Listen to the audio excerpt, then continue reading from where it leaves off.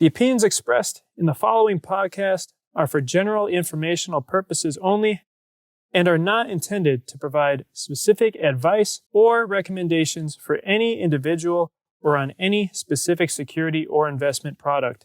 It is only intended to provide education and entertainment about the financial industry and the stock market. Enjoy. On this episode of Pennies Going in Raw, we talk about what we missed since Friday because we recorded the last episode Thursday, Coinbase IPO, Bitcoin hitting 63K, and a little bit more. Hey, yo, check 1, 2. This is Flavor Flav in the building for the Atlas crew. Atlas Trading, what the fuck is up? There are traders, there are prodigies, and then there's legends. We're on 4%, baby. No way. 4% Buy the fucking dip. Hey, who told me about IDEX? Like, dude, what the fuck? Like, someone just made, like, a lot more money than me on my trade. You find out life's this game of pennies. Did you check the portfolio? Pennies. The margin for error is so small. I bet Warren Buffett never did that. And they out there making money right now off of penny stocks. Them two guys is putting in work to make y'all rich. The pennies we need are everywhere around us. Time to think big. Pennies Going in Raw. Featuring Dan, Deity at Dips. And Hugh Honey. Produced by Vinny Strokes, baby. Benzinga. Benzinga is our absolute favorite resource to use to trade with. We use it for charts and news and scanners. Look, guys, we use it for everything except for buying and selling stocks. I mean, that's all there is to it. And if you're not using Benzinga Pro, which you can get for 2 weeks free at pro.benzinga.com, that's pro.benzinga.com. You should at least be checking out their YouTube channel every single day, youtube.com/Benzinga. They have Hot Stocks Luke and a just plethora of fantastic guests from me and Hugh to Mia Khalifa to Ripster to CEOs of companies to CEOs of Weeble. They have it all, guys. Make sure you check it out. That's youtube.com/Benzinga. Welcome back to another Pennies Going in Raw. Today is Wednesday, April the 14th, and we're seeing SPY. I mean, we were kind of expecting a pullback, but then on Friday, like I said, we recorded on Thursday, and then SPY on Friday, towards the end of the day, just went crazy, hit like 411, and now we're seeing that continue to around the 414 range. What are your thoughts on that? 420 by 420 is like, it's on pace. Yeah. So, I mean, that's definitely possible. 420 on 420. We are only 1 week away, less than 1 week. We have 2 more trading days, and then the 20th. All right, fuck. What the fuck? We have three trading days. We have Thursday, Friday, and Monday. And then on Tuesday, that's the 420. If we hit 420 if SPY hits 420 on 420, I genuinely think in this market, meme stocks will fly. Yeah, I think meme stocks will fly. I also think that that's a really good opportunity for small caps to really ignite the fire. It's kind of like we were talking about when we talked about quad witching, that during quad witching, there's more volatility, giving the bears a better chance, or kind of like that little window of opportunity to make something happen. I think the same thing with the small caps, that there's kind of like this window of opportunity where everything kind of aligns, and that this could, if we get some crazy runner, ignite the small caps, which would obviously be great. And what I mean by that, by ignite the small caps, is when something goes 1,000, 2,000%, and goes 1,000, 2,000%, and all of a sudden ignites anything with let's call it a sub-billion dollar market cap. Any news makes it fly.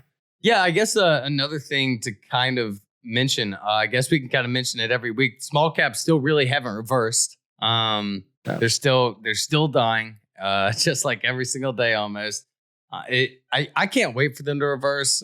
We talk about it like every week. When will they? When will they? And I guess we just got to keep waiting. And whenever they finally do, man, we can get back to making some real quick money on some penny stocks.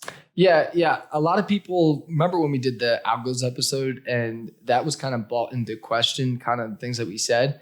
Do you believe it's now about algos?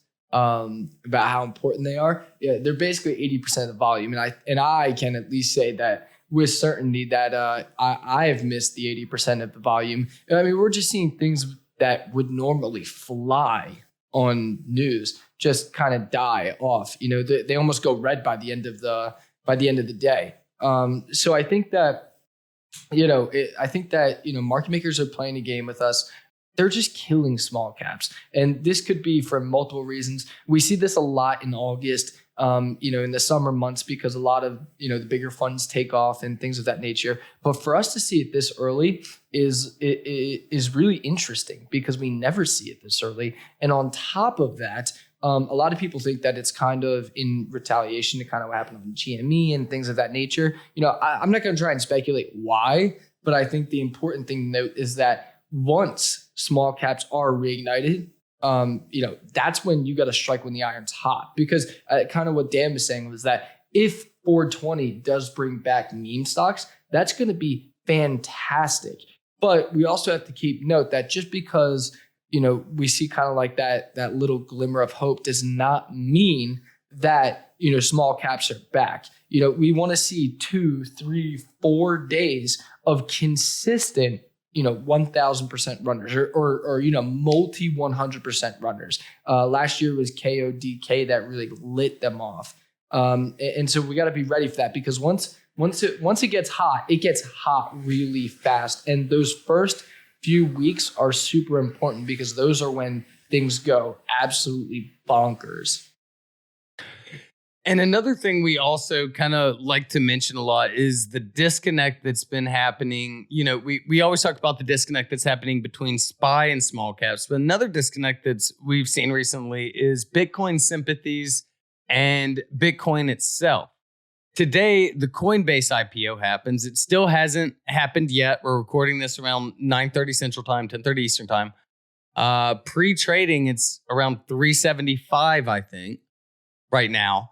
And, I think it, and then just yesterday it hit 63. And then at 1 a.m. this morning, it hit 64K, or like maybe even 64.5K Bitcoin did. I think, and now you're seeing these Bitcoin plays, play off of probably not just Bitcoin. Do you think it's off of Bitcoin, off of the Coinbase IPO, or a mixture of both? Or they're all just kind of working together? Yeah, so they're all kind of working together, because we talked about it, but we really didn't think that Bitcoin plays were going to ignite until Bitcoin hit a new all-time high. Bitcoin did hit a new all-time high this week. But, it kind of comes down to everything, with Coinbase and Bitcoin hitting a new all-time high. And then, of course, Bitcoin's been inside the media a lot more, this week because of Coinbase. And then SPY as well. Yeah. I mean, the market's doing great. Exactly. So that's something that really plays into it. But with Coinbase, that's one of the biggest questions I've gotten recently, is how I'm going to play it. And I think the best approach right now is that, kind of think of it like, where is your edge as a trader when you're trading this coin? You could take it from one perspective, that all these ETFs that are trying to follow coins are going to have to buy in, hence pushing the price up.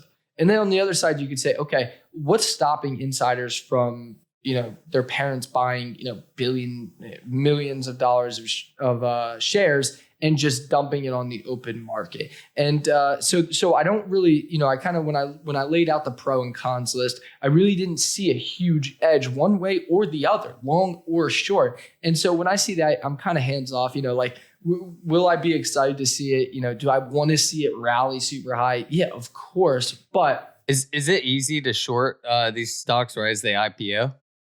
No. When I say short, I mean more like the sector, because obviously if Coinbase, takes a dump off the open, then I would expect most of the other coins and most of the other crypto miners to dump with it. We've seen some weakness. I think it opens in a little bit, and right now like while we're recording this, I'm in some Bitcoin sympathies and I have my sell limit set and I have my stop losses. Like I know if Coinbase tanks, man, all of these are going with it more than likely. Yeah, exactly. Or kind of like what you were saying was that, if everybody starts buying Coinbase, then it'll probably fly as well. Rip, yeah. But that's also a really good point about what you were talking about easily shorting, an IPO, and it's not, which is why we see more times than not in an IPO, do well right off the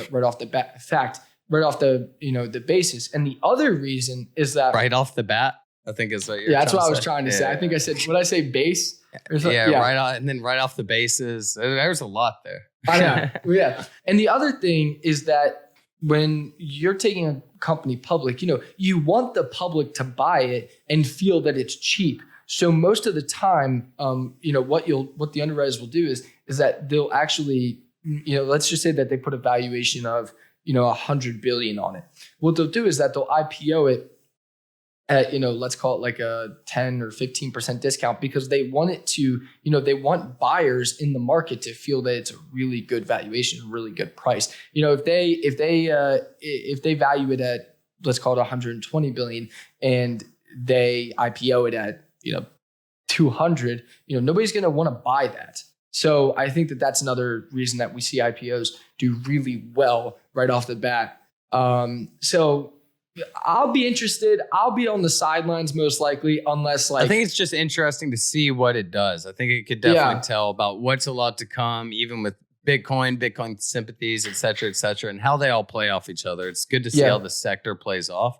Yeah. And another thing, it is so crazy to think that Bitcoin is at 65K or whatever, because I remember in probably the summer of 2020, right after that crazy drop to like 4K, and this is probably around 8K or whatever. And I'm reading that there's an article on medium.com about the halving. It explains it super well. And it was basically saying, like, if everything plays out, history repeats itself, it's going to be at like 110K by the end of 2021. And all those predictions of 100K by 2021, and they seemed so unrealistic, like it going up 1,500% or 1,000%. And here we are looking like it might happen by summer for all we know, unless like a giant crash happens, which, whenever Bitcoin does end up tanking, it does tank hard. But now it's looking pretty strong, man. I thought it would tank around the 50, and then it just was like, nah.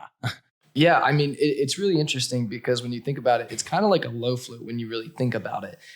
It's a low flow, but my issue, I actually, I have FOMO from not buying it in, 2016, 2017. But it goes back to what we talked about, is that like they could take this thing to 1 million. Like they definitely could, because it comes down to the simple supply and demand.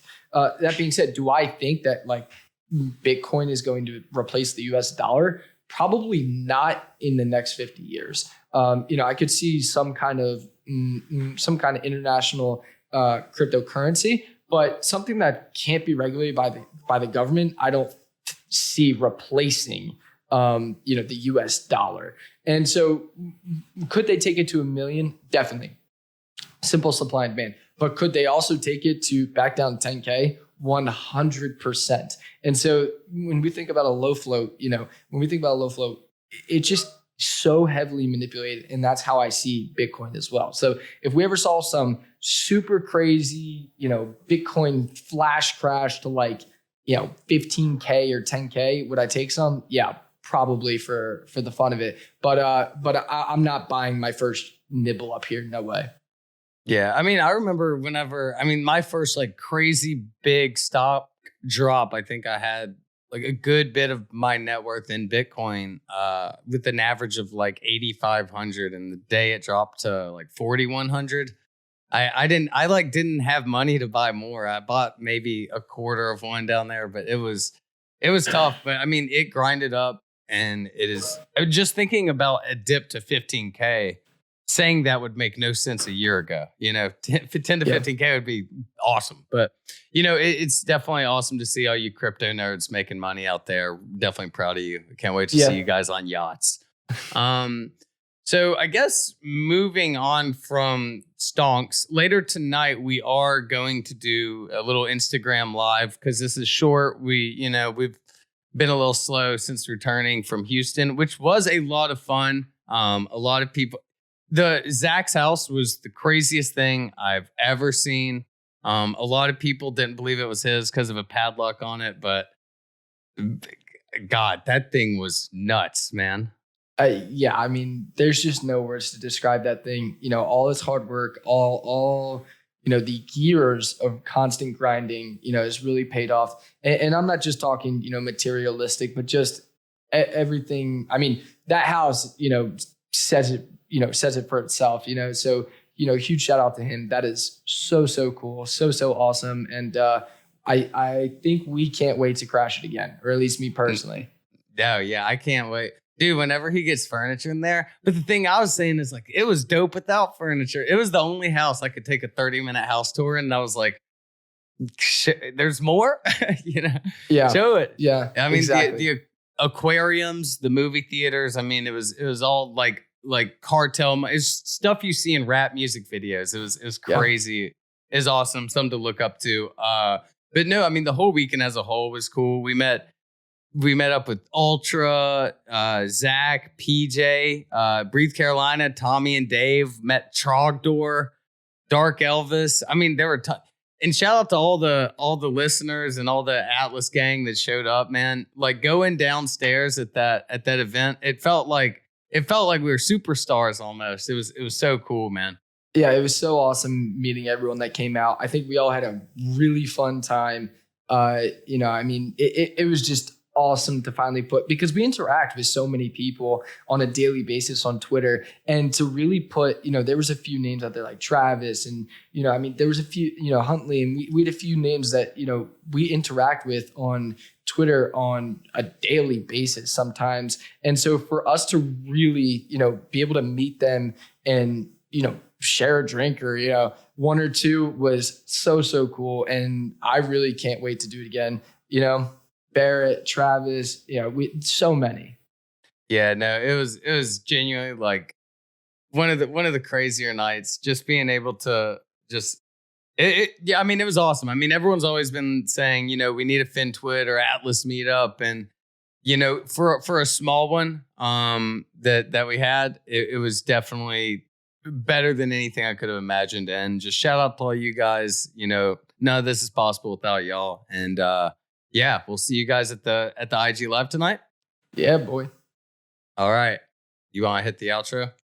Yeah, thanks guys for listening. We just wanted to hop on here, talk a little bit about how we view Coinbase, how we view this crypto market, and just the market overall. And we can't wait to go live tonight, that being April 14th. And if you guys really like our content, the only thing that we ever ask of you guys is to give us that 5 stars at the bottom of the Apple podcast page. That really helps us out, in the ranks, and, just showing that, that you guys like our content. So if you like our content, please do that. And we will see you guys tonight.